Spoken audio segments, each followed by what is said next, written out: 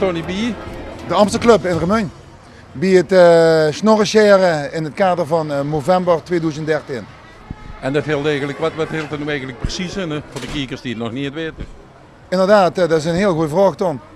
November staat voor aandacht vragen wereldwijd voor prostaatkanker bij mannen en teelbalkanker bij mannen. Daar zamelen we geld in. We hebben november Remun, november Nederland, november wereldwijd. En daar proberen we aandacht aan te besteden. De actie is eigenlijk heel spontaan begonnen. 26 oktober hebben wij ons dat verzonnen. Op de gekke Jan in een café.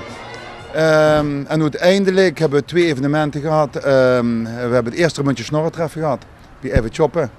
En vandaag het snorrenscheren bij de Amstelclub. En we zitten nu op dit moment op een klein 3000 euro inkomsten.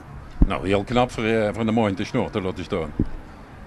Ja, inderdaad, dat is inderdaad heel knap. Maar dat snor laten staan, dat is niet zo makkelijk. Kijk, als je naar mijn snor kijkt, dat is niet zoveel. Want die denken allemaal dat ik er maar lang afgeschoren heb. Maar het is inderdaad niet de snor, maar het idee achter de actie. We hebben vandaag ook hier serieuze sprekers gehad over het probleem.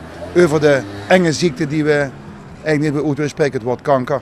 Als je nu kijkt naar de statistieken, als je 64 jaar geweest bent als man zijnde en doe prostaatkanker, 80% van ons mannen het kans erop, gaat er ook 80% aan dood. Ja, wie gaat dat in zijn werk de snorren afscheren? Nou, het snorrenscheren dat werd gedaan door Vasco. Vasco is de stadskapper. Die heeft achter op de bühne een geweldige barbiershop ingericht. Daarneven doen we ook nog artiesten laten spelen. Die komen allemaal gratis en voor niks. Roy Selder komt dadelijk, nog het Presto Pronto dadelijk spelen.